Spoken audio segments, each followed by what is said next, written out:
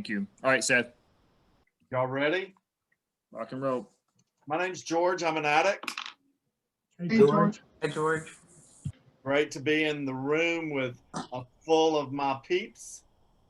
And welcome to the GRCNA 39.5 workshop, LGBTQ rap, Overcoming the Fear.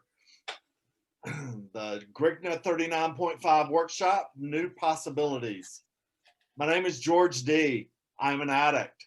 Welcome to GRCNA 39.5, New Possibilities Arise. And welcome to our LGBTQ rap, Overcoming the Fear. Regarding anonymity, when joining a virtual meeting, you will need to keep your video turned off to guarantee your anonymity. If you turn your video on, you're choosing to be seen by the other participants. You can also change your name or switch to first name plus last initial to protect your identity. Let's open with a moment of silence followed by the serenity prayer. Moment of silence.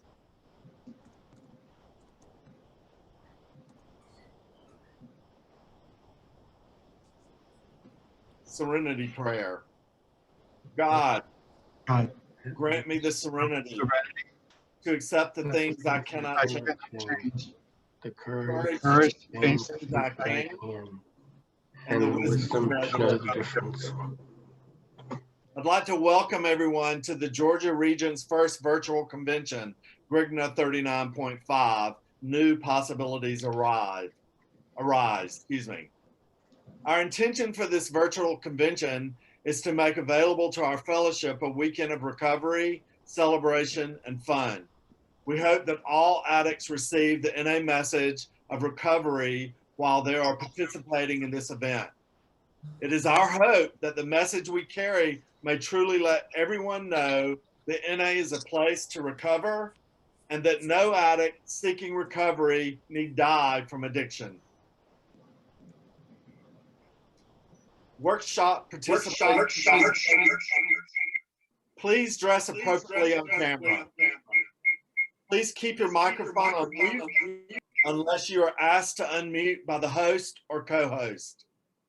If you have a question or need general assistance during the workshop, please contact the host or one of the co-hosts via direct message in the chat.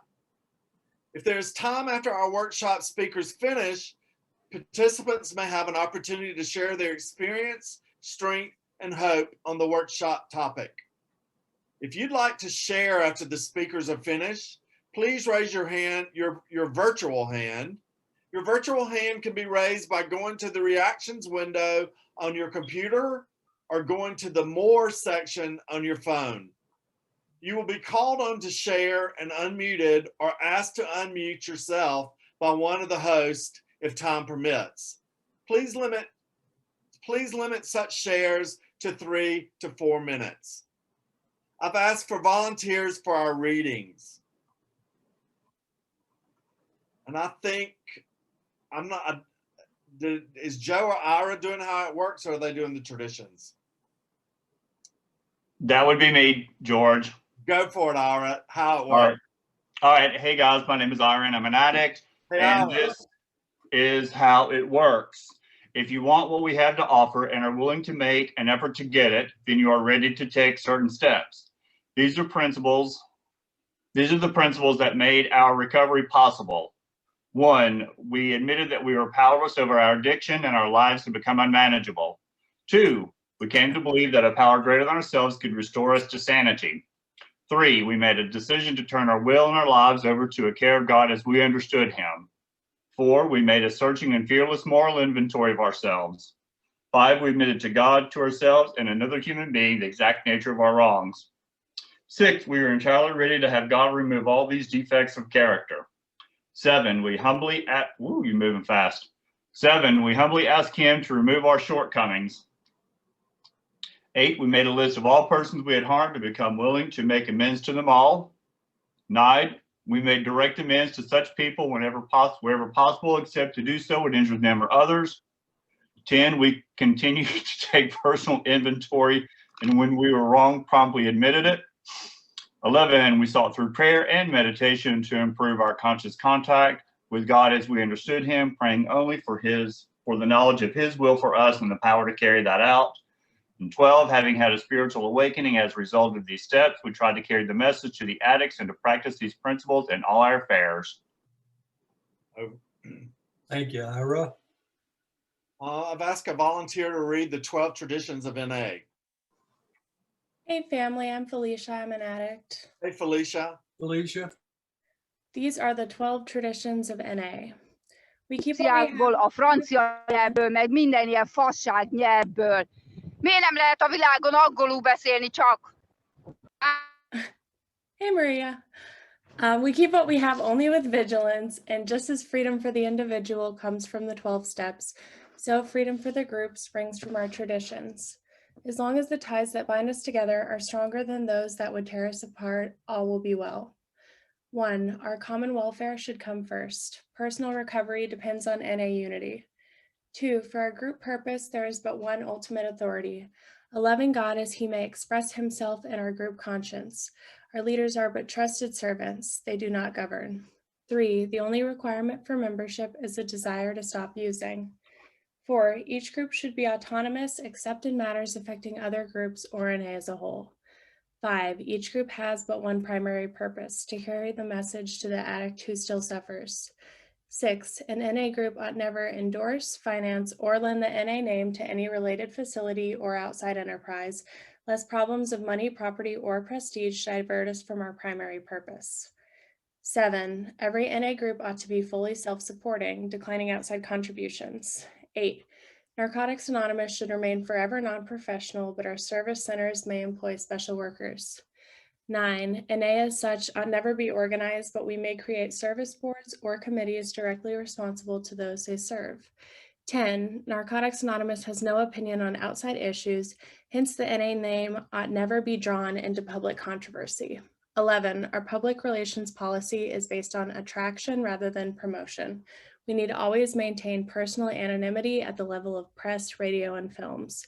12, anonymity is the spiritual foundation of all our traditions, ever reminding us to place principles before personalities. Thanks for letting me read. Thanks, Felicia. Our first speaker today is Jack G. Welcome, Jack. Yay. Thanks, George. Hey, everybody. My name's Jack. I'm an addict. Hey, Jack. It's good to be here. I'm nervous. It's good to see a lot of familiar faces. The sessions I've popped into and the Friday night speaker last night was awesome. So I've been energized and kind of moved by the fact that the show was able to go on. So kudos and much thanks from me to all of the trusted servants behind the scenes who've made this happen. So when I was asked to do this, I was told the topic was overcoming fear. And then I read in the little thing that it says overcoming the fear. And I'm like, shit, what did I miss? What is the fear? What is it? And, you know, selfishly, I'm looking forward to hopefully learning something, because the short answer is I don't know. But, you know, hopefully I can share some of my experience, strength, and hope as it relates, things that have popped up as I kind of was stewing on this topic. I'm looking forward to hearing from Ayeta as well. So, yeah, so without further ado, so my clean date is April 10th, 2009. So God willing, I'm coming up on a birthday. So I'm getting a little squirrely, feeling that pressure. Like, what have I done this year? My home group is the Clean Air Act. We meet on Wednesday nights from 8 to 9:15.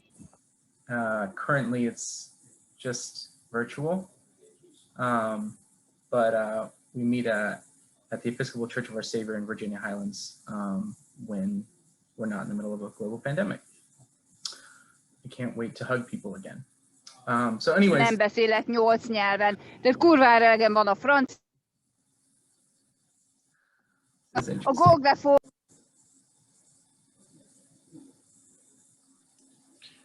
Hey, just bear with me, guys. Anytime that's happening, I'm tossing them. So just pause and It's then all keep going. it's all good. You're good. I was saying the Serenity Prayer. Yeah. Yeah. Okay. So fear, right? So here's the thing for me. Like, I was born a little scared. I was born with some just intrinsic discomfort, intrinsic fear. I think a lot of folks in this room can probably identify.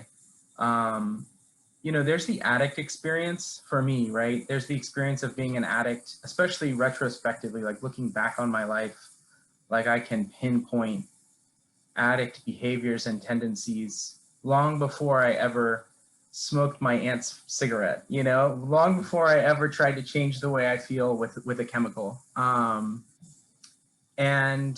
that was compounded by me being a young queer kid, and by having those feelings too. And I can't always differentiate the two. I do remember really kind of my oh crap moment. I am an addict. This is not going to end well for me was several months after I had come out to my friends and family. I was like 18, I think. The initial pressure that was relieved from saying the words out loud to the people who I was closest with, saying I'm gay. It was instant gratification. It was instantly rewarding. The pressure relief valve had been unscrewed. I think it's fabulous that I don't know if this has been happening in other recovery. Most I've seen. But I think it's because we have LGBTQ on the thing, and I think it's wonderful that we're here. And I think it's wonderful that it's open, that this shit's open. Yeah. And people can come. So Look, who better to toss to than me? Just write the hell out. Y'all are doing a great job. There's a lot of power with that mute button. So, anyways, back to And beautiful teeth. Beautiful teeth. So when I was, when I came out and I felt that initial pressure kind of relief, the weight off of my shoulders, I thought, this is it. Like, my life will be okay now. And it wasn't. I was an addict in active addiction.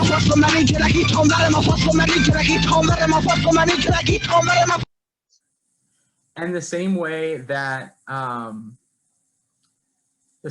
changing schools in the middle of 10th grade, the same way that, dropping out of college, the same way that, going from relationship to relationship, job to job, friend group to friend group, the same way none of those things fixed the fact that I had to continue to use substances to make me feel okay, never changed. Me acknowledging once and for all that I was gay didn't take the monkey off of my back, so to speak, in terms of being an addict. And those two experiences are complicated and intertwined. And I know I'm not alone in that, So when I look back, when I talk about fear of present day, or I talk about fear before I started using, or when I talk about fear in active addiction or fear in early recovery, so much of it is hard. It's just very hard to distinguish the two experiences. And, one of the beautiful things about Narcotics Anonymous for me, for this addict, is that I felt at home and I felt welcomed the moment I walked through the doors. I didn't feel comfortable. And I don't necessarily think I felt the love instantly, but I felt like I had a place. And I didn't have any and it might have just been luck of the draw, right? The first NA meeting I went to, but I had no concerns about the fact that I was a gay kid trying to kick dope when I came in the door. And I am an addict who wants to find a reason why this won't work for me. I'm an addict who wants to find a reason to be offended, to be excluded. I want to I basically want to self-select out of something and then point to you and blame you for why I'm not welcome here. I don't belong. And I was scared and hopeless and desperate for a solution, but I was also terrified to stop using. and very eagerly looking for a reason why NA wouldn't work for me. And I didn't find that, you know, I didn't find that. Thank God, you know, and that's, you know, if other addicts in this room experience something similar when they first walk through the doors, like I think it is on us to ensure that the next addict who comes through the doors, the next queer addict who comes through the doors feels the same way, right? And that they are inspired to keep coming back, and that they don't find, we don't give them a reason for why this won't work for them or why they don't fit in with us. When I think about being a child, like, I don't know, I was anxious. My mom said I had a speech impediment. I was chubby. I had a limp wrist. And my mom said one of the first sentences I said to her, you know, when I was young was, "What's the plan, Mom? What's the plan?" I always needed to know what was next. I always needed to know what was happening. I needed to be prepared. My mom didn't need baby gates for me. I wanted to stay right by her side all the time. You know, and that kind of general dis-ease or angst kind of just came along with me through life. And, you know, this feeling of not fully being right was a constant in my life. And, you know, I found ways to escape it or to quiet it through using, you know, and it was before the dope, it was through fantasy or imagination, imaginative play, lying. I lied magnificently at a very young age, unnecessarily, right? I was practicing. Like, my theory is I was just practicing covering who I really was, not letting you in. Long before I even had a conscious concern of letting you in. Long before I knew I was different, but I didn't know how to, what that different had a name. And I already realized, like, I need to be slick. I need to tell good stories. I need to be smooth. It's all about my persona. Reading books, playing Legos. I could play Legos for hours and hours and hours without going. I would have to go to the bathroom and I'd hold it because I'd be so absorbed in Legos, right? So, like, this is like young Jack addict obsessively, compulsively using something outside of himself to quiet the voices in his head, you know. And then enter dope, right? Like, enter dope. And for me, you know, coming to terms with my sexuality was so intertwined with my using, and it quieted the fear and it quieted the discomfort, and they went hand in hand, you know. And I don't need to tell anybody that. I don't need to walk y'all through any of those situations. I will say that, like, one of the gifts of recovery is like the gift of self-love, the gift of self-acceptance. I have not mastered this, but I've had glimpses, you know, and I'll look back on young Jack trying to come to terms with who he was, and needing to be just utterly messed up on dope to even allow himself to experience that in 7th grade, in 8th grade, right? The only way that it would be okay to experiment sexually was to get absolutely loaded, you know? And so those two things were inextricably linked from the very beginning. And, you know, the self-love piece that I was referencing is, like, I look back at that young kid, and if the moment's right and I'm reflecting on it, I sob and I want to hold him, you know, and I want to love him, you know, and just hold him and not let him go, you know, and the situations we put ourselves in just to be able to feel comfortable being sexually active with someone we wanted to be sexually active with. You know, and I didn't grow up in a household where religion was necessarily, like, used as a weapon against me. You know, my parents weren't, I mean, I didn't have any, there were no homosexual folks in my life that I could point to, and I didn't have the visibility into it, but I also didn't, no one went out of their way to tell me it was wrong. You know, I just kind of arrived at that decision myself, you know? And so, like, I'm not trying to paint the picture of, you know, I didn't grow up, you know, sinners in the hand of an angry God. I wasn't kicked out of my house for being gay, none of that. But the fear and the discomfort was still there. And, you know, I share this sometimes, and like, it's sometimes sounds weird to say, but like dope saved my life. Dope 100% saved my life. Like, there were times where dope almost killed me. There were a couple of times where no one could really explain why it didn't kill me. But it also saved my life because it was my coping mechanism. It was I self-medicated through my darkest periods, you know? And, you know, it's like our literature says, like, it worked until it stopped working. You know, it did stop working for me, but for a while it was probably the thing that kept me from putting a gun in my mouth, you know, like so many of us do,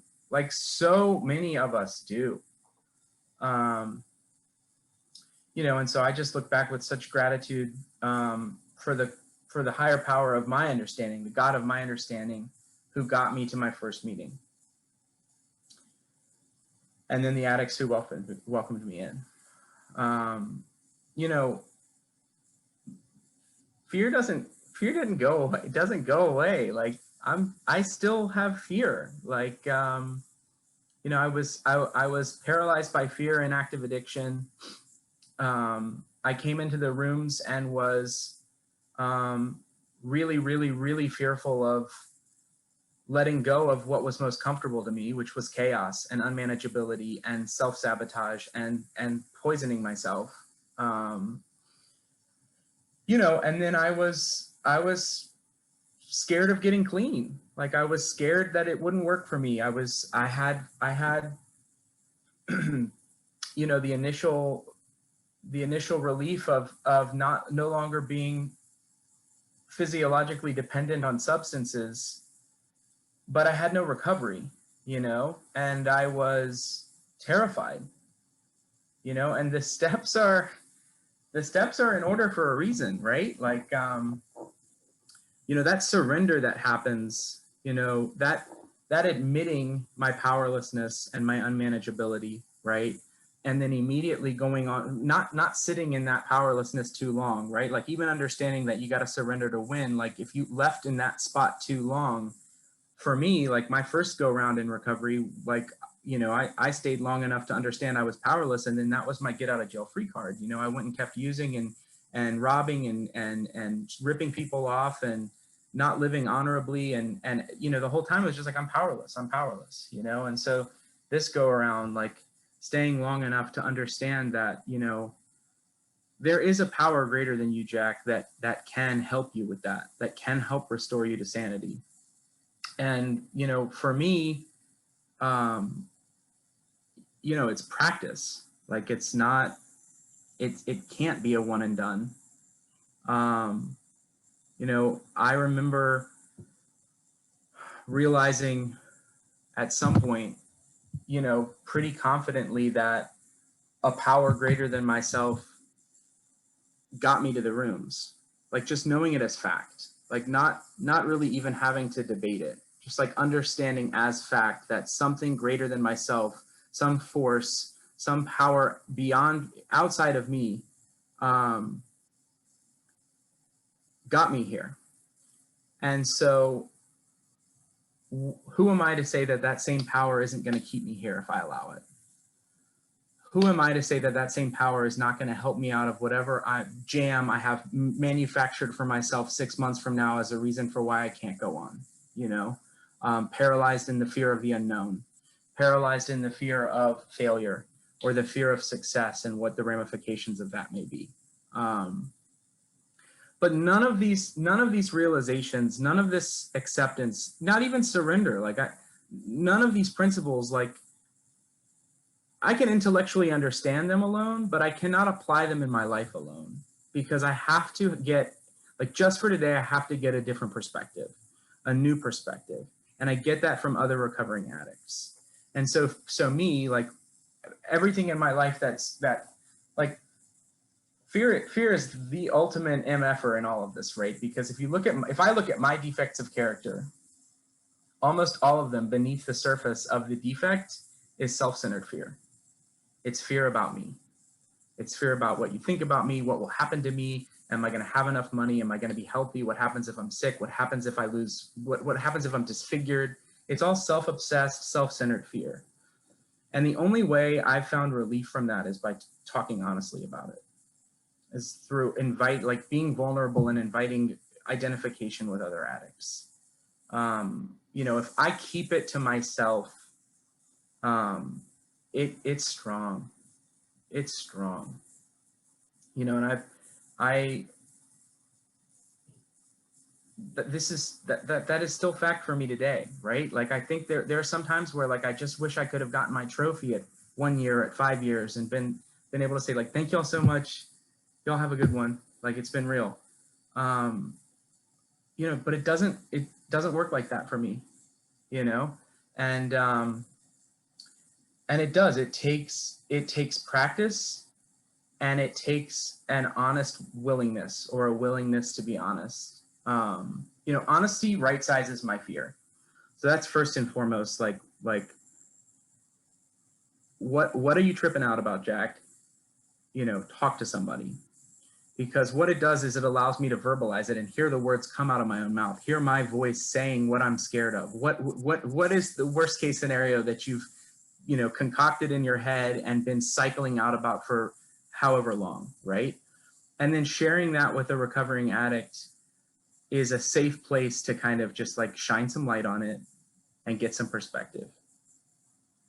And that's what helps me turn it over, right? I can't just go straight to God with most things. I can try, but I ultimately end up having to rely on another addict to help me really get there. And that's how my higher power works.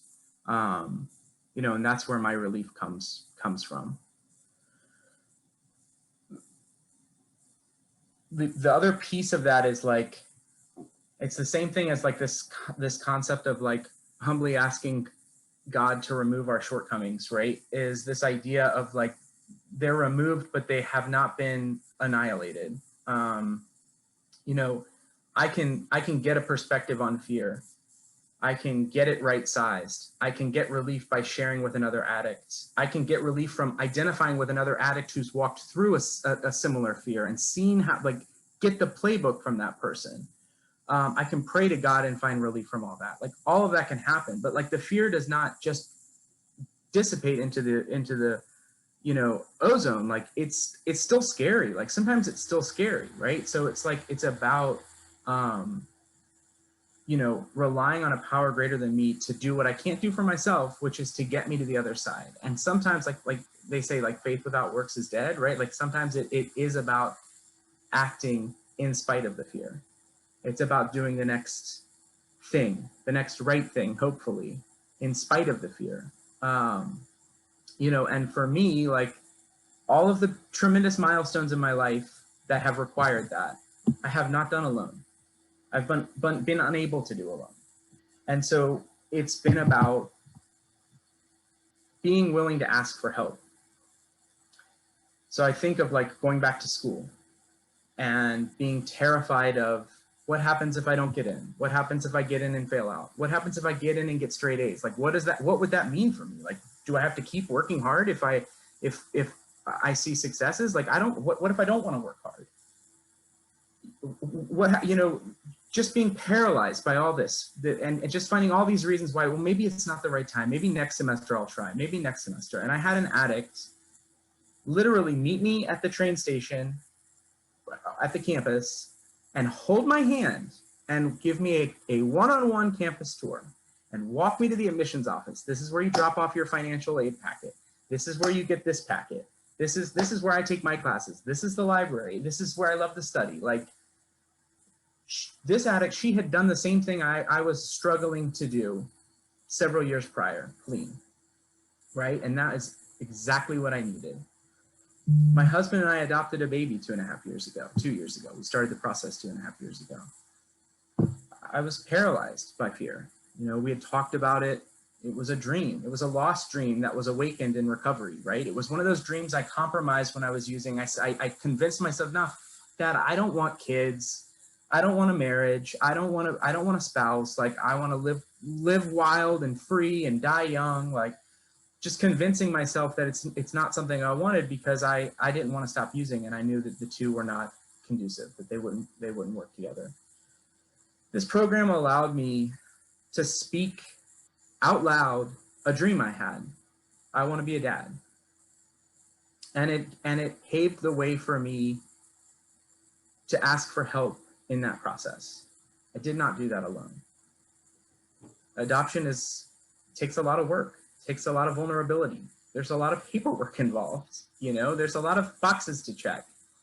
And I had enough experience relying on others, trusting the optics of watching someone else go through something and having faith that I can too. I've seen them do it. I can do it too if I want to.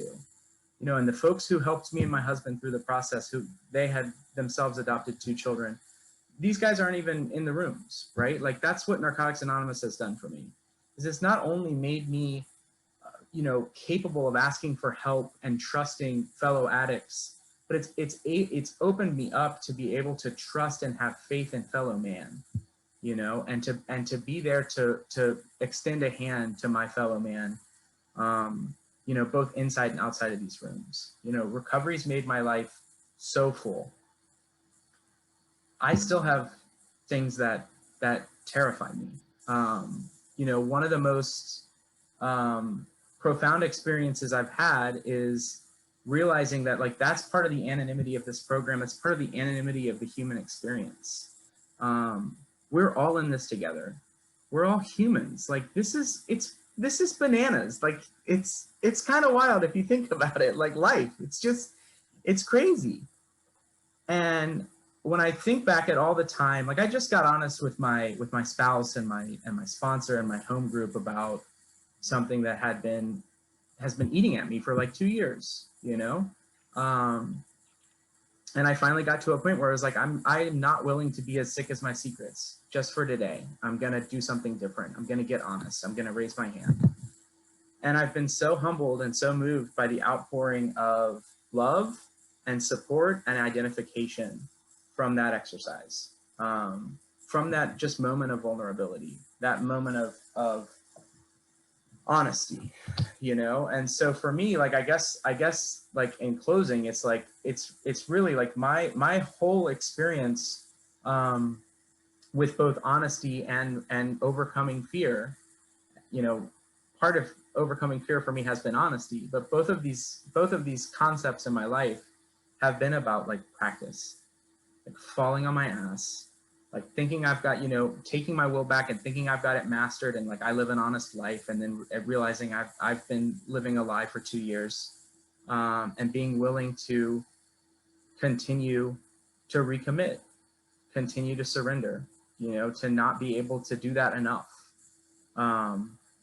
You know, and just for today, through this program, you know, I have faith and I have acceptance, that, you know, as long as I open my mouth, as long as I'm willing to ask for help, and as long as I keep my eyes open and my ears open and listen to other addicts share their experience, share their fears, and how they're walking through it with their higher power, with their network, I got a shot at another day, you know, and I got a shot at another day clean, where I can practice these principles in as many affairs as I'm willing to do.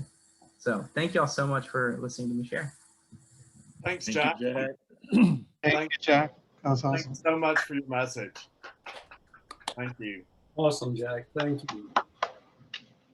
Ayetta, you're up. We started a little late, so you got your time.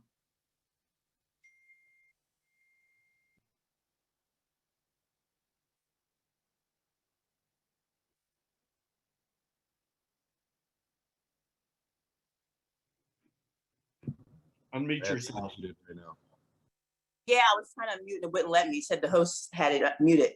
Yeah, but anyway, okay. So my name is Ayetta and I am an addict. Hey, Ayetta. Hey, and thank you very much for asking me to lead discussion tonight, George. And so I just want to begin with, I don't see many people because everybody's got their blocks. Like a lot of people don't have their pictures up. So that makes me less nervous. So my clean date is January 25th, 2018. And I'm going to talk about overcoming fear, but I want to talk about how it started and how I wasn't able to face fear. And I'm going to also reiterate back to the basic text. And I'm going to talk about how the great, acronym, face everything, forget everything and run versus face everything and rise. Because those two things are the stories of my life in recovery. And I'm sure a lot of other addicts here, from going to, forget everything and run to face everything and rise.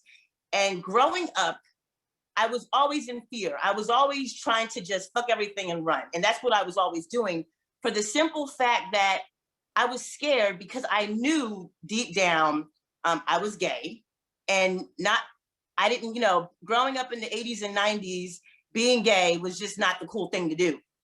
And I was that. And, not only that, I had a lot of issues with school and just people picking on me and bullying me. It was really hard for me. It was really hard for me because I was different and they just always picked on me. And it was a situation that I went through. I went through it for many years. I want to say I went through it from sixth grade until my senior year of high school. And it was always the people, and I'm going to say this because we're in LGBT, so I was gay and I was also Black, but it was also the Black people that always made fun of me.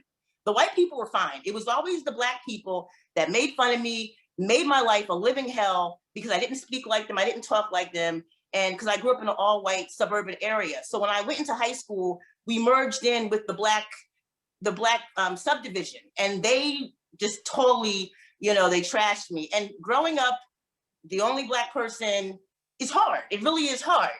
But it's not hard because people are racist. It's because my own color is racist against me, because Black people don't like me. So it's kind of like the flip side. But the whole thing is, I didn't know how to deal with it. And I just wanted to run. All I ever did was run. It happened so much that I actually had to change bus routes because one kid, he moved from the hood over to his grandparents' house and he was on my bus. So he was in our neighborhood. He would make fun of me. I changed buses because of the fact that he was on that bus making fun of me. And so I went on a different bus, like on the other side of the street. And I was still continuing to run. And then, so I always wore baggy clothes. I just like wearing baggy clothes, and I just wanted to cover up. I mean, I liked hanging out with the guys. And, I remember my grandma was telling me, you got to start dressing like a girl because people might think you're gay. And that was the last thing I wanted to do. So I made a point. I mean, I was 11 years old. I made a point to sleep with most of my friends, like my guy friends. And I was 11, they were 12, we were having sex. Now people will not think that I'm gay because I'm having sex with guys. How can you think that?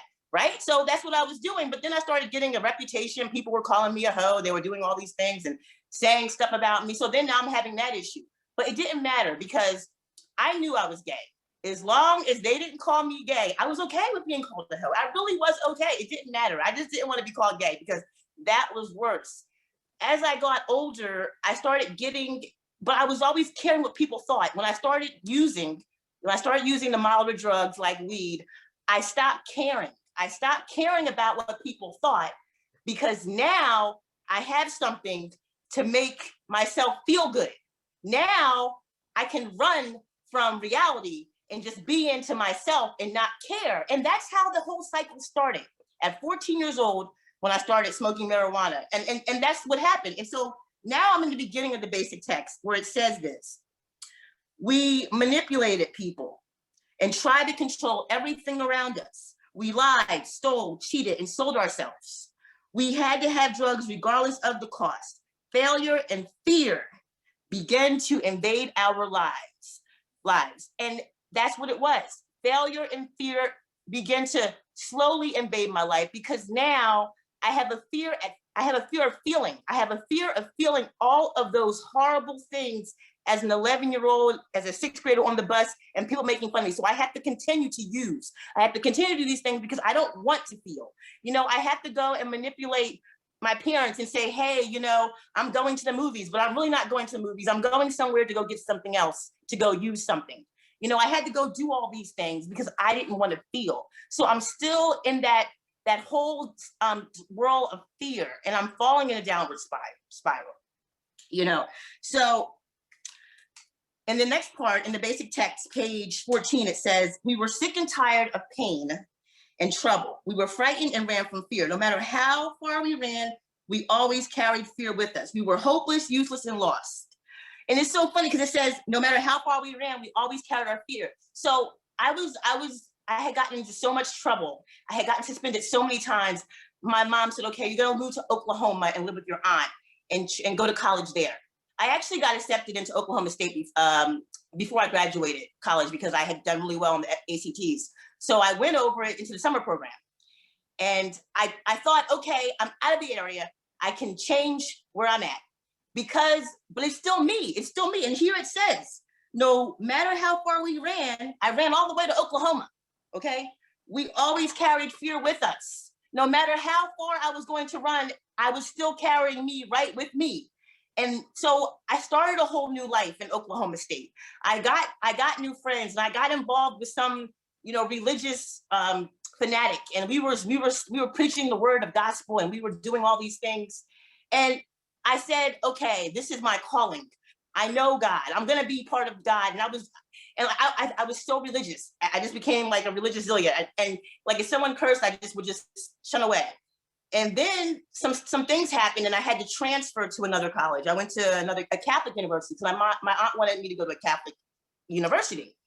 And my preacher friend said, you know, if you leave now, and I had stopped smoking the weed for like a year. And he said, if you leave now and you fall into Catholicism, God's wrath is going to fall upon you, because once you go out, you're going to go into more things. And I didn't understand what he meant by that. I didn't understand that. But I actually did transfer to the Catholic University from Oklahoma State, and things started happening. And remember, I'm going to tell you again. You know, I'm a suburban girl. I don't really know very much. I'm very green. And I met somebody off campus. I started hanging with the wrong crowd. And I met somebody, and I was very naive. And I'm sure you're all like, oh my God, but don't laugh. This guy I ran into told me he was a pimp. I did not know what a pimp was. I thought a pimp was a guy that just walked cool and dressed nice. I had no clue that a pimp did all these things to get you to do things and took your money and stuff. I didn't know anything about that. Because I saw a pimp on television and he was dressing nice. I didn't know. He said he was a pimp.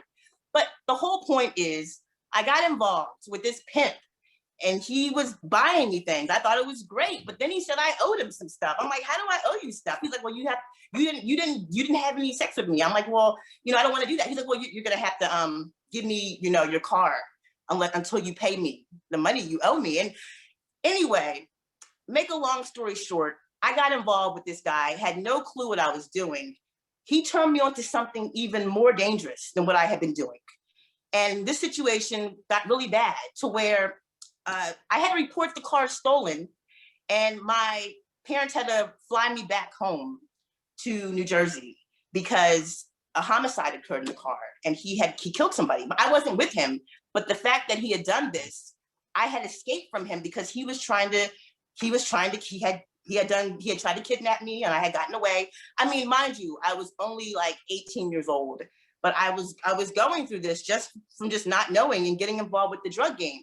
And fear, like, again, was controlling my life because I am me again, but I'm trying to remove myself from the situations that I had in New Jersey with high school. And I'm into an even deeper situation here in Oklahoma.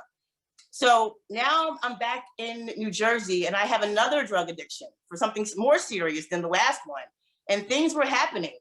And I got involved with more situations and more things, and got involved and was held at gunpoint. Yes, all this happened because I wanted to go. And again, like I said, we're going to go back to what it said before, when it said that we lied, cheated, and stole and manipulated, you know, because we are controlled by fear. Well, I had to do what I had to do to make money. So I went and tried to proposition a few people. And, you know, I was held at gunpoint. And these people robbed a cab driver. And then I ended up thinking that I was going to get in trouble. So I ran to the police and told the police, hey, these people robbed a cab and held me at gunpoint. Well, guess who they locked up? They locked me up. So here I am in jail now because I am just a fearful individual that is strung out on drugs and have no idea what I am doing. And this is what happened. So now here it is.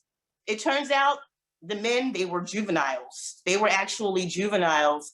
I was 18. They were 16. So I actually got more time than they did. Make a long story short, I was in prison from, what was it? It was from 99 to 2001. I got out and my dad's like, okay, well, you're going to college again. I'm like, well, I didn't apply to college. He's like, well, guess what? We filled out your application and you got accepted. I'm like, oh, wow. So now I'm getting driven to college. Hey, I'm going to tell you right now, for this sick individual, this fear-driven, facing everything, for fucking everything and running individual, if I could continue to fuck everything and run for the rest of my life, I would have. But it was my parents that kept me on track the whole entire time. Because when I got in that car, I was trying to be like, fear, fuck everything and run. But my dad was like, no, you're going to face everything and rise. You are going back to school. So yes, I went back to school and I did graduate college. I graduated college in 2005. In between that time, there were a lot of situations that occurred. Okay, there were a lot of situations and I did go to meetings. I did do everything I was supposed to do, but I can't tell you, I'm sorry, but if you're looking for a beautiful story where I can say, hey, I found the meetings and I found a fellowship and voila, here I am. No, this is not the story I'm going to give you because that's not the story that happened. When I went into the meeting rooms and I found the sponsor and I found the fellowship, I did not see butterflies and rainbows and I did not pick up one key tag and here we are 20 years later. That's not how it happens. What happened was I found a sponsor and I told her all of my situations and she said, okay. And then I told her that I was relapsing and she said, okay, it's okay to relapse because relapse is part of recovery. So in my mind, okay, here I am, the young little girl, I'm 21 now. Okay, so if relapse is part of recovery, I can continue to keep relapsing.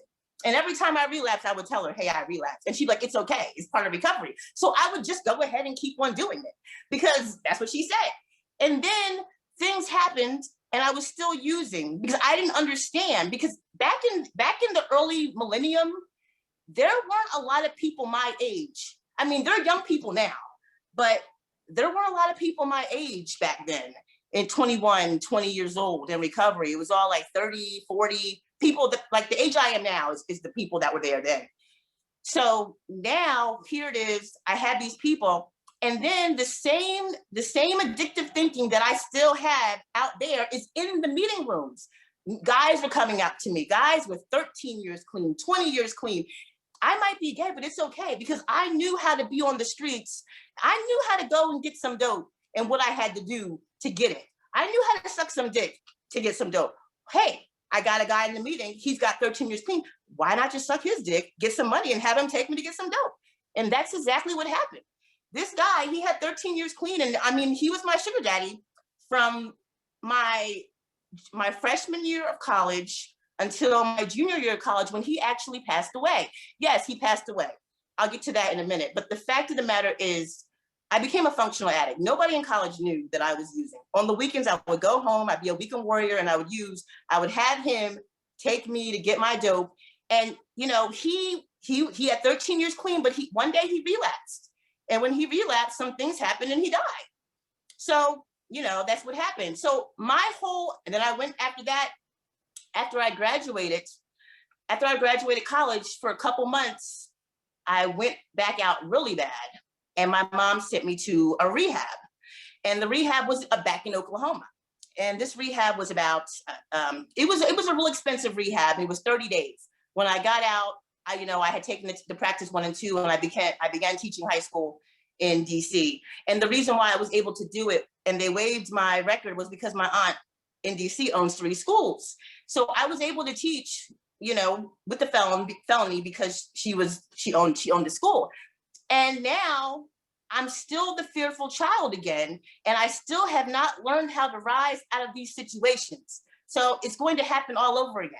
Now I'm going to try something different. I'm going to try a different drug because I've heard about it when I was in the rehab. So I went and tried this other drug, and this other drug was a little bit worse. It made me sick. It got to the point where I actually needed it, where I wouldn't be able to get out of bed. And things happened again. So now here I am. I've lost my job, and now I'm here in Atlanta. Here it is, 2006. I still have not been able to face everything and rise. I am still running, you know, and things really didn't occur until I really got honest with myself. And I said, you know what? Every single time something goes on, it's the same thing over and over again, because I'm hard-headed. Because I look at everything and I say, you know what? I'm doing all these things. I have all these things. I see people that don't even have degrees, you know, and they don't even do drugs, but I'm doing drugs and I have degrees. I have this, I have that. So obviously me using has not been that effective, because I've still been successful at it. Haven't I? But you know, I really wasn't, because one person told me a long time ago, there's no such thing as a functional addict, because there's always something missing. I can have everything I want. I can have the car, I can have the house, I can be doing whatever I'm doing. But if I am dying inside, if I don't know who I am, if I am shallow, if I am feeling empty, and I have no open-mindedness, I have lost sense of who I am, sense of self, and I cannot, you know, cope with who I am, then, and I continue to play God, then how am I really living? I'm not living. I am just existing. And that's what it was. I realized then that I was just existing. And, you know, I went to the meetings and I started trying to get it. And I said, you know what? I'm going to face everything and rise. I'm going to overcome this fear this time, because I've seen all the horrible things it's done for me. And I tried to do this, and it worked. It worked. But then there was something going on. There was something wrong with the situation. And the situation, wait a minute, hold on. I just want to make sure. How many minutes do I have? You're good. You keep on going. We're going to go on a little late. So okay. You're good. So the situation that occurred was the fact that I still didn't have a real place in NA, because I was still drinking. Okay. And the reason why I say that slowly is because in my mind, I was clean. I had 5 years clean off of all illegal substances. You can't tell me that I don't have 5 years clean, because alcohol was never in my drug. As you see right now, I did not mention alcohol one time, did I? Because it wasn't in my store, because I never drank it. I only started drinking it when I got clean. So how dare somebody tell me that I can't drink alcohol? And you know what? They did. My sponsor, after I said I had a year, she said, oh, well, you don't have any clean time. I'm like, what do you mean? She's like, you're drinking. I said, no. She's like, alcohol is a drug. It's in the literature. I said, but that's for people that were drinking. That's not me. I can drink wine. She said, I'm sorry. So I got mad. I got mad again. And so here I am running. I'm facing everything. I'm fucking everything, and I'm running. I'm running away. You know why? Because what you said is not valid to what I'm doing. It's not valid for me. Maybe for you, but I'm not an alcoholic. So I left. So here I am, 4 years later. I have 5 years clean off of illegal substances, and some things happened in life. And I went back out to my drug of choice, and it didn't even take a year. Within 9 months, I had lost everything, and I was in 3 different county jails. Okay, 3, no, not 1. In 9 months, okay, I was in Fulton County, then I was in DeKalb County, and then I was in Gwinnett County. Okay, I mean, so okay, here we are. Remember, the story started in '99. Here I am now. It is 2017, and the same cycle. I started in jail, I ended in jail, all because of something stupid, because I wanted to go back and use. I said, you know what, this is it, I'm done. I'm serious now. I am going to face everything, and I am going to rise, because, hey, I've tried. I've exhausted all of my options. Now is the time to overcome this fear. Just deal with this. Talk to people, you know, and do this. And this is it. Page 104, basic text. Today, we have the freedom of choice. As we work the program to the best of our ability, the obsession with self is removed. Okay, the obsession with self is removed. Much of our loneliness and fear is replaced by the love and security of the fellowship. Okay, so now the fear is replaced by love and security of the fellowship. And I found the fellowship, this time for real. My sponsor, I found when I was in jail, she came to do H&I, and I shared in jail, and she asked for my number. And she called me when I got out of jail. That's still my sponsor to this day. Okay, and here we are 3 years later. And so we are willing to help. Helping a suffering addict is one of the greatest experiences in life. And that's what's helped me overcome my fear. My sponsees give me light. They give me hope because I'm able to share the message. Because I can't keep any of this stuff I'm telling you guys. I can't keep any of this without giving it away. If I didn't have the children, I call them my children because I don't have kids, but I have 10 kids. I have 10 kids. And if I didn't have kids to really count on me and to devote time to, I mean, really, it wouldn't be anything. Like it says, one addict helping another is without parallel, okay? And it's just so amazing how much glory and happiness these girls give me because everything they've done, I've done.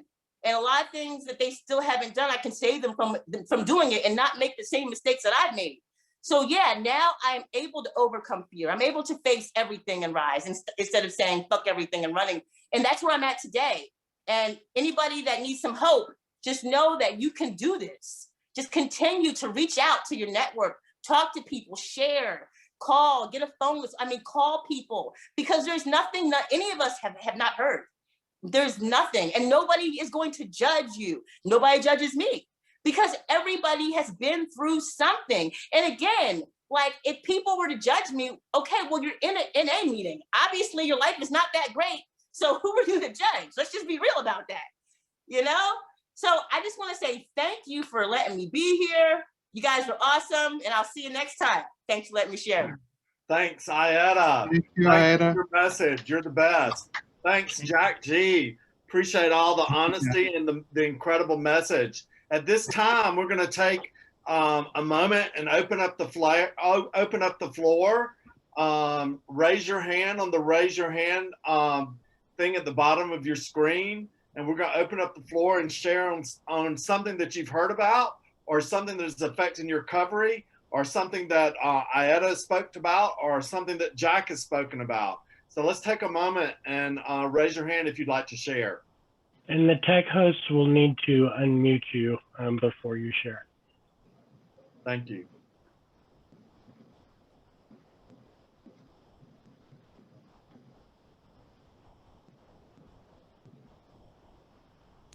Here we go. Valerie asked to unmute. Go ahead, Valerie, unmute yourself. Hey, Valerie, you have your hand up. You want to share? Yeah, my name is Valerie Manani. Can you hear me okay? Yes. Yes. Hey. Okay. I really got a lot out of the share, the gentleman that was talking about dreams with having his own, adopting a child. And I got something out of Ayetta talking about, being gay. You talked about being gay in the 80s and 90s, and it was taboo, but, try 60s and 70s, it was even more. And I'm 60 years old now, and it was very difficult for me to be all right with who I was and to have to keep hiding the fact that, I don't feel the same as every other women. I want to hang out with the boys. I want to play basketball, and I want to, I want to do what they do, and then coming of age and being in college, and guys hurting my feelings by talking about the way I walked, and it just seemed like everybody knew before I did, because I was in denial about it. I did not want that to be something that was going to interfere with my life. I was already black, I'm already black, I'm already a minority, I'm already a woman, and now I'm gay. So, that's a lot. And, that had something to do with my addiction, and I know it did. fact that I wanted to fit in. I wanted to be like everybody else. I wanted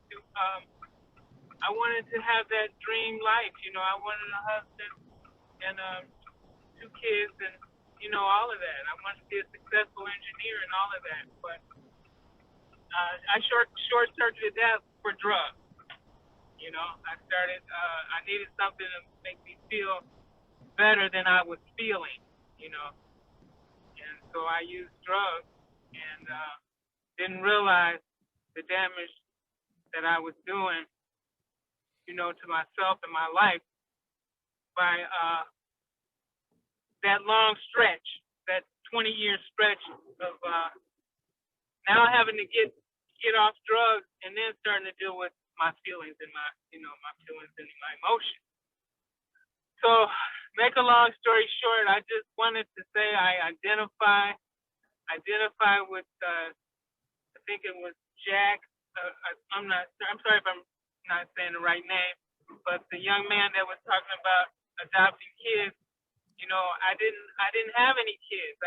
Drugs interfered with that. I had an abortion. I thought that I wasn't ready for kids. But then when I became ready for kids, I couldn't have one. And so I messed that up.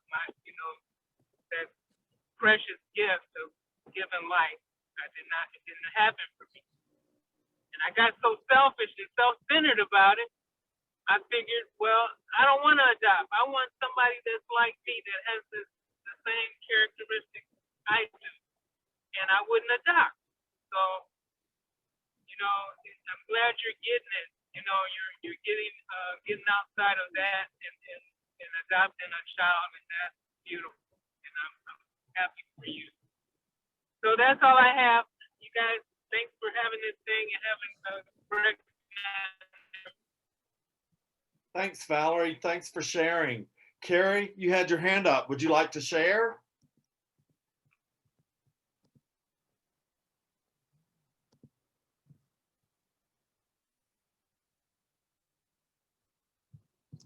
Unmute yourself, Carrie. Thank you. I was working on it, George. I'm Carrie, and I'm an addict. Hey, Carrie. George, for your service, other trusted servants. Nikki, I didn't know you rolled like that, man. Fantastic. Thank you for your service. Jack, I'm so sorry I came in late. You know, you have to blame my head, not my heart, because I've been clean 32 years, and I probably know about 8 people last name or initial. So, you know, and you know, I know I had you know, I mean, you know, we communicate every day. But I thank you for your share. And you know how I love you from the day we met. You know, I was bragging to my wife, and it wasn't a sexual thing. You got to meet this young lady, Ayetta. We were serving in H&I together. So, you know, you're my sister, my recovery sister, and I love both of you all. But, you know, I want to, you know, thank you all for your share. My mother was a country girl, had 9 siblings, raised in Pine Mountain, Georgia. She was the wisest person that I've ever met. She probably one of the wisest people that I've never met. And she raised me with the principles of the 12 steps and the 12 traditions.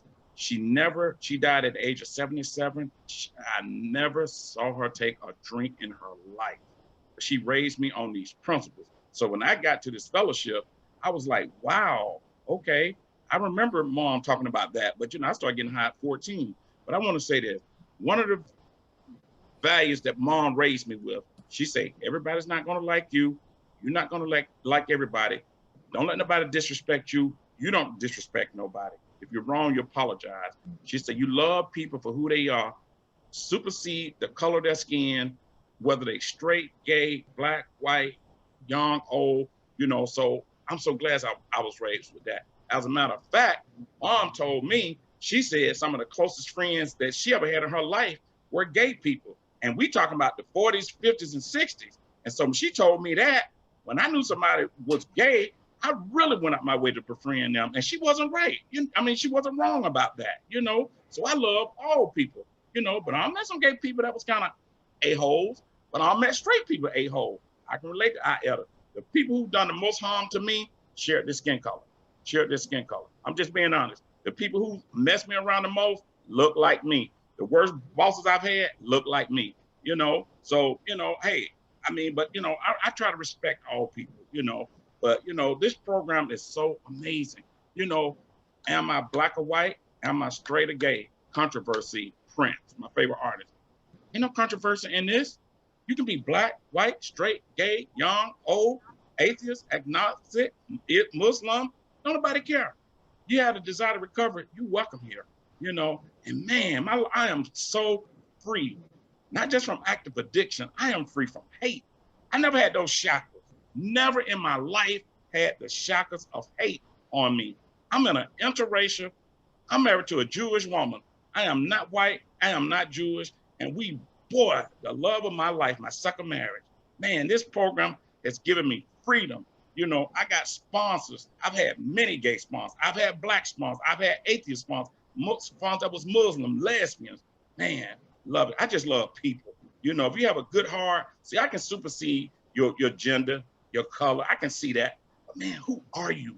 This program has said, who are you? You know, I'm not my shaved head. I'm not my skin color. I know who I am. So with that, I'm gonna shut up because I want to hear other people share. But love each and every one of you all. Thank you all for being part of my recovery. Thanks, Carrie. Carrie. Tracy, you had your hand up. Would you like to unmute and share? Sure, I'll share. Added name Tracy. First of all, thanks for your service. Etta and Jack, thank you so much for your share. I got so much out of it. Particularly Jack, you talked about the being selectively offensive, being selectively offended by things. You know, I'm actually just finishing my 4th step, and that was the first time I actually wrote that, and that's something I'm working on right now. Etta, that race piece, thank you so much for sharing that. That's something that I've known about, and I'm just now addressing in my step work. One thing that I love so much about Narcotics Anonymous, and you know, I've had the self-acceptance issues from the beginning, but the one thing that I love about Narcotics Anonymous is I felt so accepted because of that when I got here. And I'm really hopeful, just listening to you guys share that and being in this kind of forum. I wish we have more and more of them. Like, this is the first time I've actually been to a gay and lesbian workshop at a convention. This is like my first one. And I've been going to other LGBT meetings, and I've just been finding so much freedom and just knowing that I'm not the only one dealing with this stuff, and it's not just in my head. And if the stuff that's in my head, there's a solution for it, you know. So just again, thank you for sharing. It takes a lot of courage to get out here and put your stuff out there like that. And the nice thing about it is like I've been clean for a while, but just by the process of me keep coming back and working the steps, even though I'm not quite where I want to be, I'm so far light years than where I've been. So again, thanks for letting me share, and thank you guys for your service. Thanks, Tracy. Thanks for sharing. Josh, you had your hand up. Would you like to unmute and share? I did. Hey, my name's Josh. I'm an addict. Hey, Josh. Let me lower my hand here. I don't like having that up in the corner. So I'll kind of share just how we were actually sitting last year, and I think George, you were there, and a few other people, and my sponsor and I, a couple of years ago, we went to the convention, the World Convention in Orlando, and we had a phenomenal time. They had offered, you know, LGBTQ meetings there. I mean, it was just so much crap going on anyway, and try to be in all those workshops, and we're just like, this shit's stressful. Let's just, you know, let's go where we feel or can feel the most comfortable. And that room was packed out, and I just had no clue that, you know, that recovery, I knew it expanded in so many areas, but I had no clue it expanded like that. And we actually talked last year of seeing if we could create some space to make that possible, or help make that possible. I don't know if George has ever done that. The cool thing is I kind of hope that this is one of the first times, and that we're some of the first people sitting in the meeting in Georgia. And isn't that phenomenal? You know, it's like they say, an addict, any addict. Not to say that we're different, but, you know, being part of the LGBTQ group, you know how it feels. So it was really, you know, it's really good to see you, Jack, to hear your share. Ida, I get your messages every morning, and I have for months now. That's I don't know if you have those things set up on auto or what the hell that is, but I get them every morning, and that's admirable. And I read those, and it helps set my day up. And it just feels like there's an extent. It's just one more thing that we do, or that I can do as an addict, to feel home, to feel safe, that I can share anything. It's the first thing my sponsor and I sit down and talk about, all the crazy that revolves around being a gay man. And I just get it out in the open, because I didn't talk about it for 30 something years. I didn't know how to. Or I would talk about it up until a point to where it was still somewhat controlled, and I never really let my higher power completely in, because I was scared. I thought that was, it was a bad thing about me.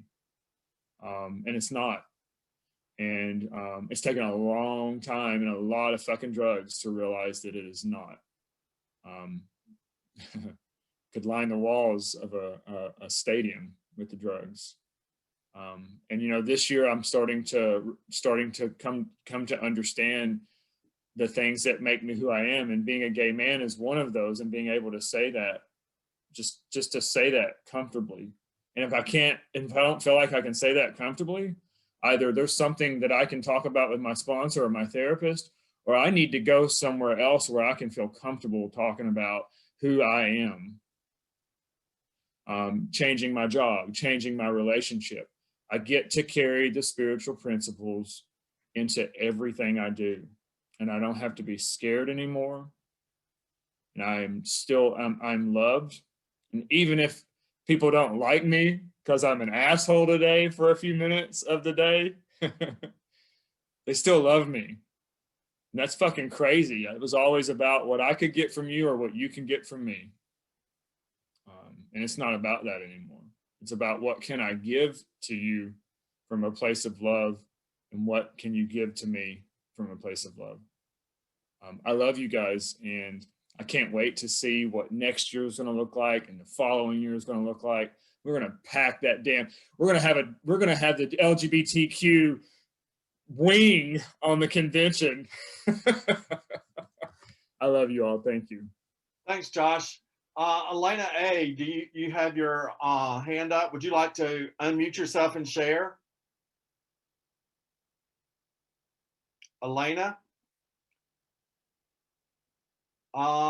Jeannie, you have your hand up. Would you like to unmute yourself and share? It wouldn't allow me to unmute. It just allowed me to unmute. That's okay. It's all right now. I just want to say how thrilled I am to see this here. The way this first came up for me was actually as a parent, believe it or not, when my son, who was then my daughter, came and said, the way it started out is I was doing a transgender awareness program, and I'm getting the speakers ready, and I'm hearing their talks, and I'm putting together the music and the interviews, and all of a sudden I'm like, this sounds an awful lot like my child. So I went to him, and he said, yeah, Mom, that's me. That's me. I got no clue who that person in the mirror is.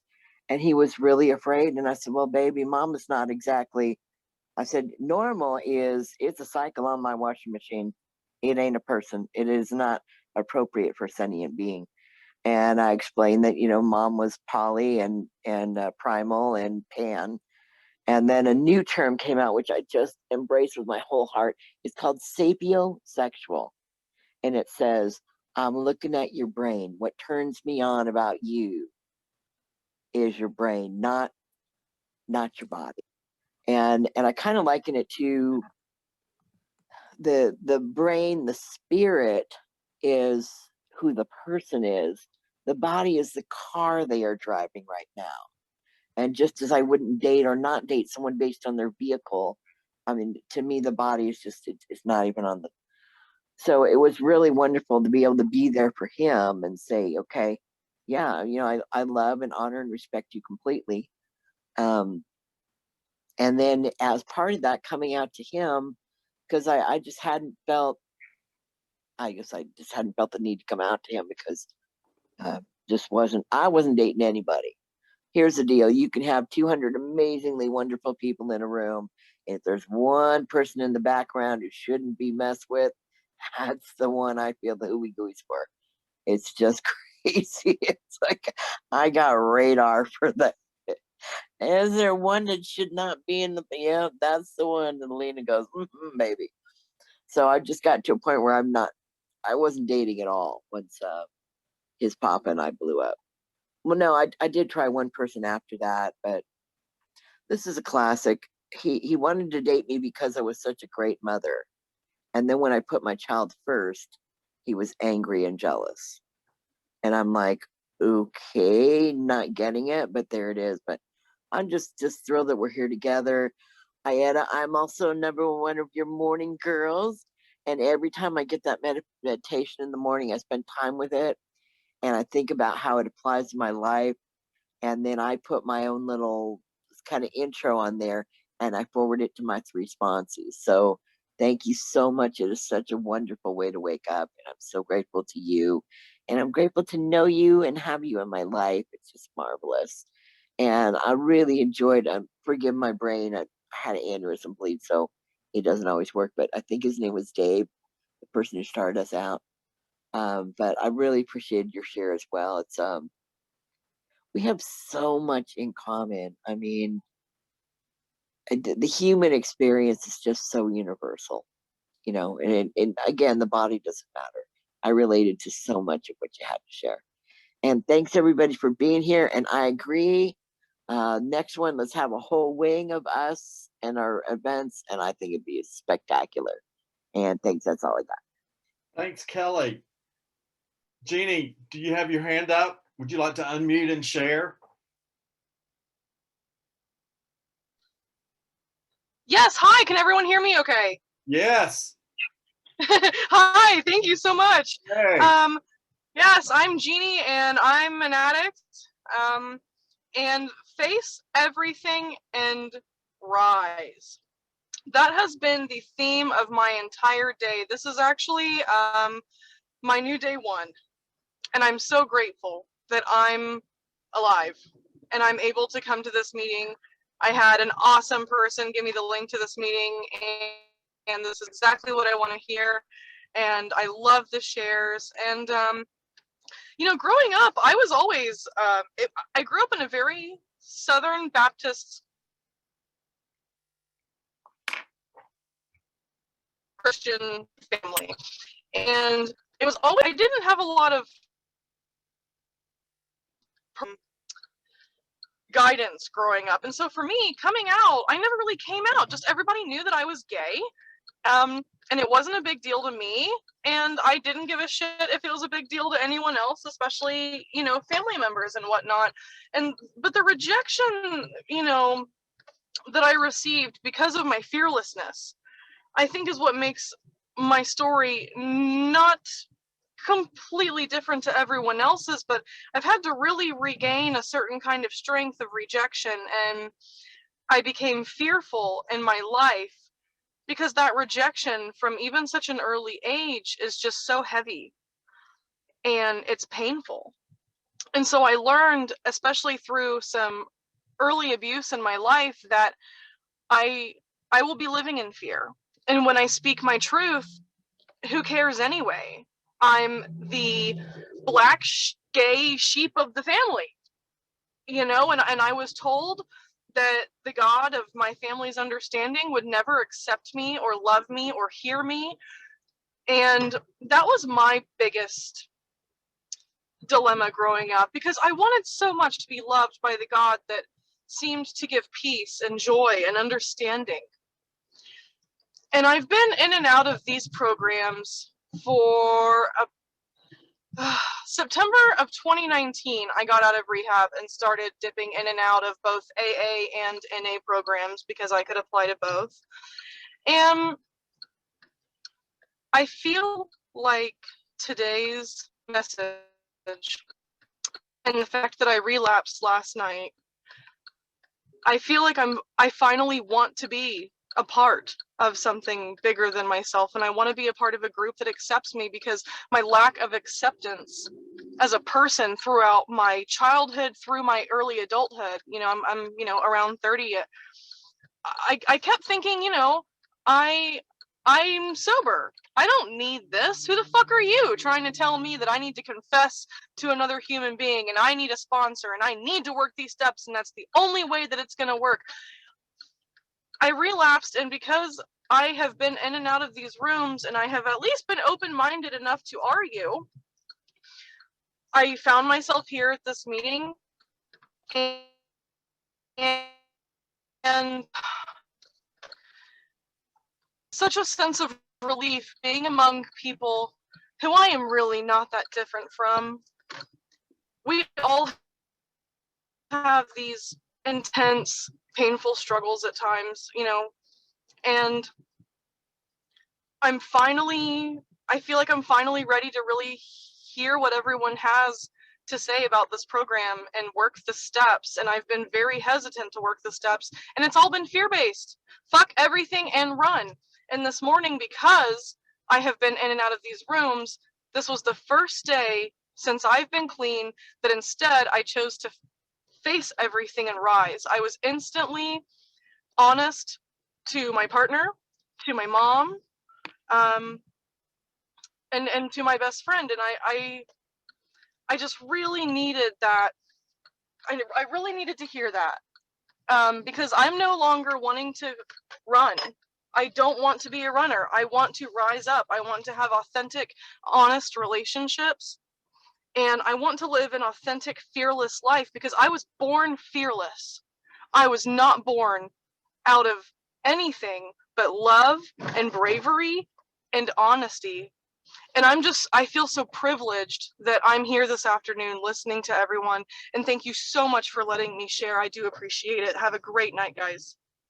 Thanks for sharing. Micah, you have your hand up. Would you like to share? I would. My name's Mike. I'm a grateful recovering addict. I would. Mike. I grew up in the late 50s and 60s and in a very small town in Georgia. I never heard the word gay until I was in my 20s. I never heard the word lesbian until I was in my 20s. We had LGBT people, a couple that I know of, I'm pretty sure they were LGBT in our community, but everyone in town just referred to them as being funny. They're funny.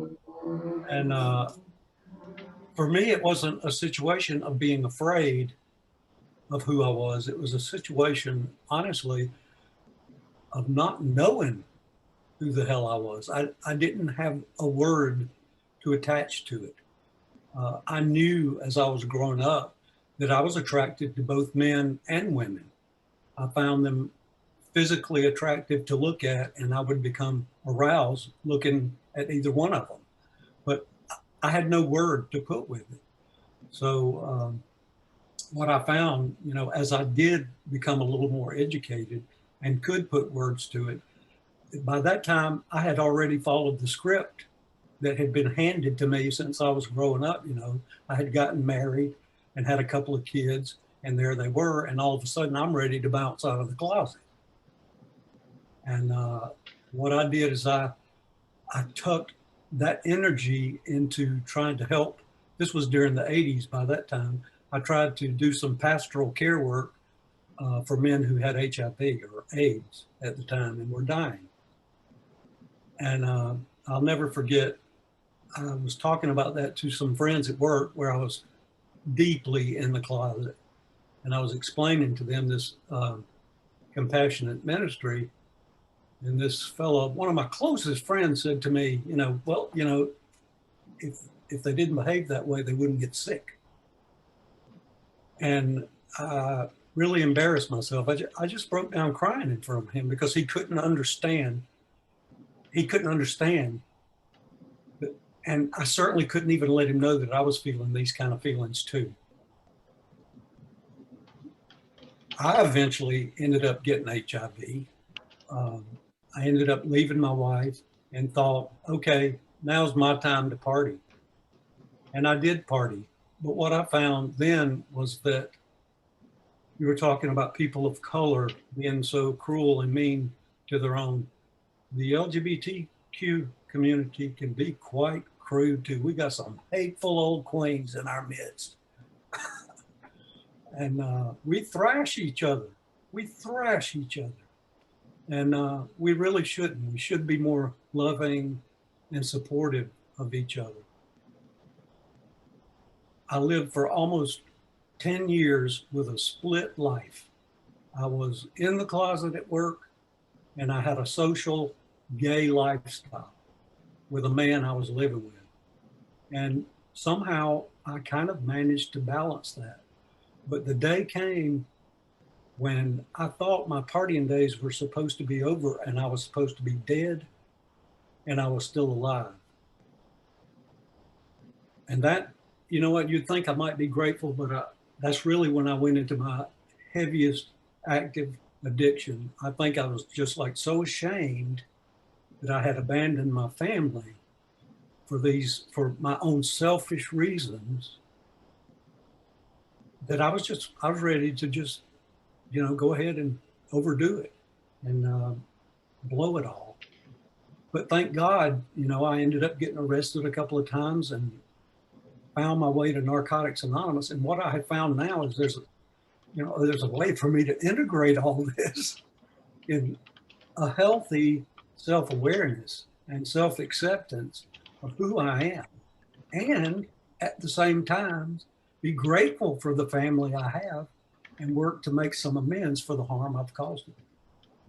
But today, you know, there are things about myself I don't like, but overall I love who I am, a crazy bisexual man. And I'm okay with that today. I appreciate this meeting, and I appreciate y'all allowing me to share a little bit. Thanks, Mike. Lisa W., you got your hand up. You want to take us out? Sure, thanks. I'm Lisa, and I'm an addict, and I'm grateful to be here today and clean. I've never gotten an item message, but now I want one. And I'm delighted to be here with you guys. I go to a virtual meeting in Georgia once a week, or in Smyrna, and that's how I found out about the convention. And I've been wanting to come to this for quite a while now. I got a lot out of both the shares and out of everything that's been said since. I'm like Mike. I grew up in an era where the word that I knew was queer, and it had not been reclaimed at that point by us. I was bisexual, and I didn't know a word for that at all. I'd never heard of that at all. And I figured the best thing to do would be to shut up about it. And I did for quite a while. 3 of my cousins were gay, bi, trans. One of them committed suicide on my 24th birthday.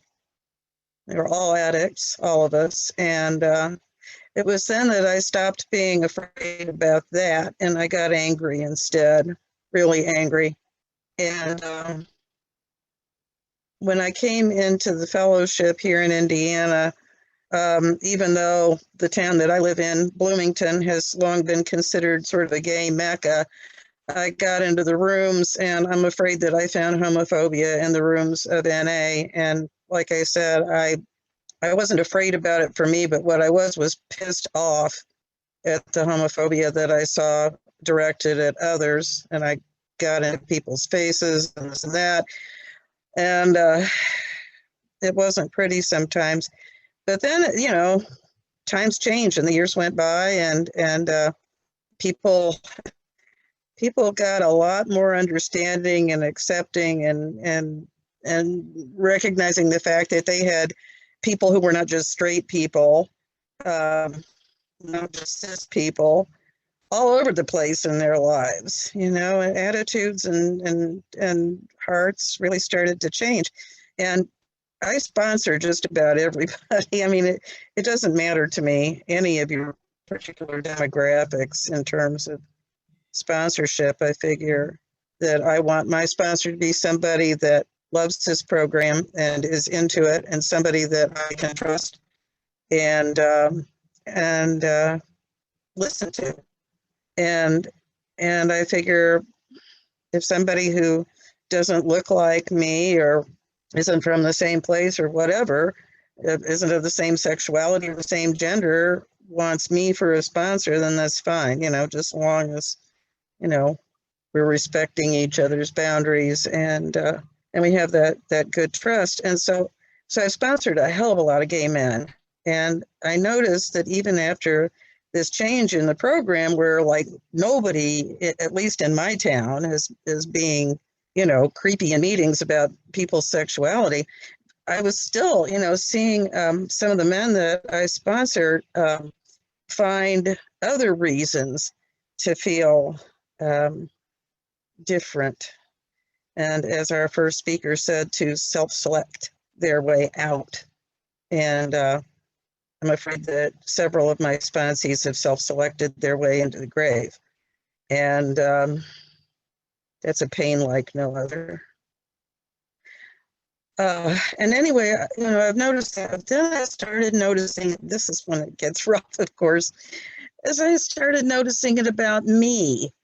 And it's always been a thing with me, not about my sexuality or about my gender, but I was older than everybody else. I was one of the first people, you know, in the first couple of years anyway, in NA in this town. And I was 30 something and, you know, and they were teens and early 20s. And at the time that seemed like a huge age difference. And I, you know, would get it in my head that people didn't really want me around because I was old and I was boring. Oh God, to be 30 something and old and boring. Oh, please. But that's what I, you know, that's what I thought. And then about 20 years ago, I got multiple sclerosis and I'm very visibly disabled. And, you know, people look at me and immediately it's like, what is wrong with her?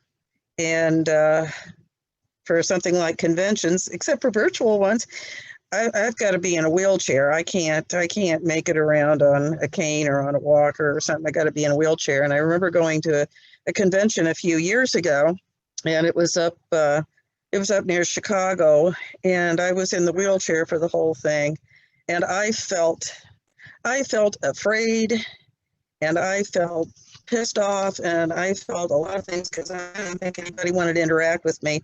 And I was quite sure that it was because I was 3 feet tall, sitting in a wheelchair.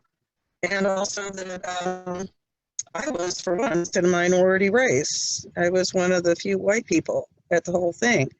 And I figured that people would figure that since I was white, my story wasn't as grim as theirs, and that therefore they didn't want anything to do with me. And a few years later, I went to another convention, the same regional convention, and I'm in my wheelchair, and I'm sitting in the lobby, and immediately a bunch of folks from East Chicago come running up to me, and they're like introducing themselves, and you know, I'm just being super friendly, and they're all black, and like friends sitting there in the lobby, just bang out the gate. And I sat there and I thought to myself later, when I had some time by myself, why are things so different now? Well, what's so different, of course, is me. You know, it was me and my attitude, you know, and I started off that convention, that second one, you know, right up to me, and like, when I had some time by myself, you know, it was in a really good sort of head and oh man, I was just, you know, every room that I could get to, every workshop, every speaker, every, you know, whatever, and being all open and stuff. And that was the attitude that I carried through that entire convention. And it wasn't the attitude that I had in the first convention. I went around with a little dark cloud hanging around over my head the whole darn thing. So, you know, yeah, I know about fear of rejection, fear of other people, and self-selecting myself out of something that I desperately need to be in. And the last thing I'll say is that much as I hate COVID, I'm so grateful for these virtual platforms, and it's more of the same, just loving my fellow addicts and being loved back, because I go to more meetings than I've gone to in years, and I travel the world, and in 2 weeks my whole group is putting on, the last thing I'll say is that I hate COVID for these virtual platforms, and it's from 4 states in the U.S. More of the same of being loved back, because I go to more anyway. That's it for me. I'll pass. Thank you. Thanks for sharing. Thanks everybody who shared. Ietta and Jack, thanks for your message. I love you both. Thanks for everybody for being here.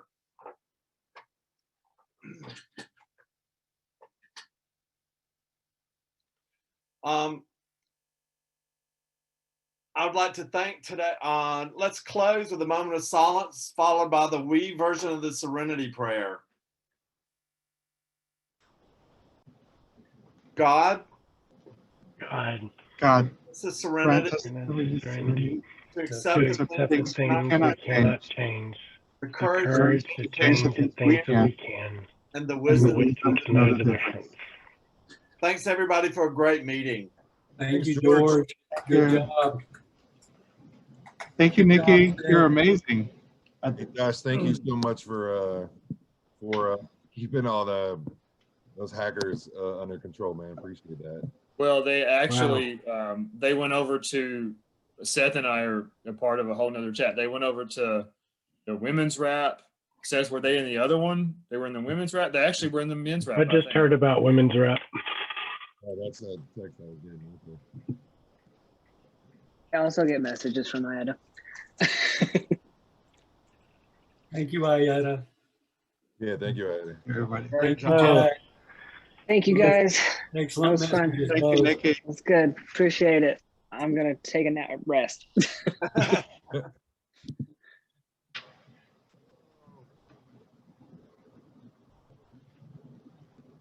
Great meeting. Thanks, everyone. Yeah, great. Thanks, everybody. Thank you. We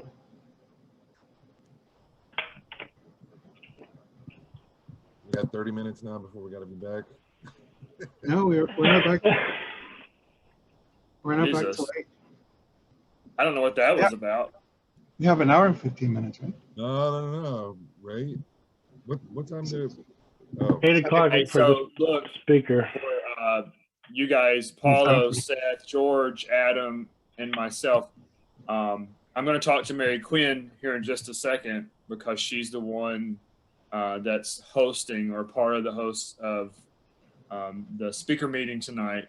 So if y'all can be like toggling, I'm going to assign co-host as we go in. If y'all can be toggling between the screens to find any of those, because it's really hard. Like if we're over here and the speaker's going off and we've got those two spotlighted, sometimes they won't come up on the screen and we'll have to see them. Like it's like 7 pages last night. So we'll have to be back like 2 or 3 pages just to see them. And, you know, when in doubt, they got to go.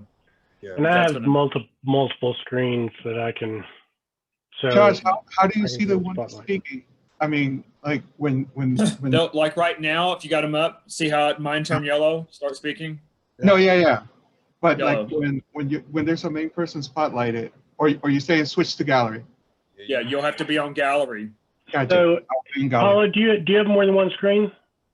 I don't. Well, I do, but I don't know yet how to use 2, because I have my monitor and I have my laptop, which it could be a screen. Right. So do you have your laptop? And, do you have a second monitor hooked up to your laptop? Yeah. Okay. So I run Zoom on my laptop because the camera's on my laptop, and right now it looks like I'm looking at you. And then what I do is I move when I have speaker view on, and you can try it right now. Speaker view will put you on my laptop, and then it'll pop out in full screen. It'll pop out to the other attendees in a window that I can move around, and I can move that window over to another screen. And when there's more attendees than are just in this when there's more attendees, those two little blue stacked lines, that'll change to a grid, and you can expand the whole thing to the size of your screen. Oh, wow. And then you can keep going through. Do you have more than one screen too, George? I just got it, and I've had a blast this whole weekend. It's so nice, isn't it? And I'm running it off of my laptop, and I didn't realize I could do that. And so I've really had fun getting to know it because I actually just got it like yesterday morning.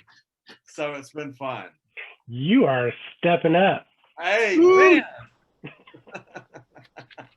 Yeah, I have all that set up on my desktop, but the laptop is easier for me to work from, and I get this like lovely virtual background if I'm using it. Right. But I not like my desktop, so yeah, I only have one screen, and it's small. Did y'all see that? Did y'all see that nude picture? I did. No, I was like, I saw it. I was like, how dare them? Nude, and he was running on his treadmill. He was running nude on the treadmill? He was running on his treadmill yesterday. Yeah. Wait, hold on. I don't get to see these. I know. Who was running on a treadmill? Because I saw a completely different image. Yes, I saw a dick pic. Hanging from a person running on a treadmill. And it wasn't. I saw somebody getting head in a dick pic down at the bottom right, and they got their asses got tossed. In a different setting, it would have not been I wouldn't have so minded sad the I had to picture. toss them. Well, in a different setting, they'd be spotlighted. No, remember we got Jay and Elijah on here. We don't know them that way. They don't go here. All right, so we need to watch our P's and Q's. I know, or D or D's. What's that your unicorn called? Oh, unstable, the angry unstable unicorn. No, I don't know what the name is. I don't know what you're talking about. You sent me down a whole freaking rabbit hole with those. I was like going and going and. All Tea Turtle. It's all Tea Turtle T-shirts. Tea Turtle. It's a card game though. Well, yeah, it's a card game, but they make all these T-shirts. Right. Tea Turtle, yeah. Josh, what were you saying that you needed us to do this evening? Well, first off, you got a reading, so you know that, right? Yeah, a who. And then, and you know, Mary Quinn, she's just as, look, she's already ready. She's just as frazzled, ready to go as she can right now. She's called me, she messaged me at like 9:30 this morning. Are you all right? We're going to be good to go. We're going to have readers. Gosh, I have not forgotten anything all day long today. I've been real proud of myself. Look at my list. Look, I know, hon. You color coded it. Look at you. Did you check things off too? Oh, I have a whole folder. It's amazing. Look, so I got her going. I said, Mary Quinn, about 40 minutes ago, I said, Mary Quinn, I really need to talk to you, but I'll call you after this meeting. And she's just been sitting there waiting on the call. I'm in the waiting room, so I'll have the same. Just meditating, honey. Just waiting. I just gotta make sure I'm centered for this call. Oh, that reminds me. I wanted to tell Brandon, because I think, is Marcus Brandon's sponsor? I don't know. I think so. I think Marcus is Brandon's sponsor, and Mary Quinn is my sponsor. We were all four in the H&I. That was a good meeting. Plus, I learned. I mean, look, we don't really care if you're an H&I. What we fucking care is if you got some information, any updated information that we're going to need to know for the future. Because George and I are really concerned on whether or not we need to know some things. But we'll get back to you on that. It's an outside. We're going to call you on the side. We'll let you know, Adam and Paulo too. We'll let you all know. I'm gonna have to stop on that damn chat room. You're gonna have to reel me in on that. I'm gonna have to just stop talking on that chat thread. What, on the servants one? I was gonna put my comment about the sucking dick thing, and I just I go, maybe I shouldn't put that there. Yeah. So, oh, Danny S. Maybe what's he we trying need to a get into the room? subservience group. Subservient. Uh-oh. What's Danny S. want? Subservience. Here we go. Well, I'm gonna head out. All right. Bye, guys. See you Danny later. S. Tyler. We have to really, maybe George, you can get this phone number here. Woo! Who is this? I don't know. Danny, do you like long walks on the beach? He's gone. I wanted to ask about Tracy from Aiken, South Carolina. All right, I gotta go. I gotta call Mary Quinn before she freaks out. Bye.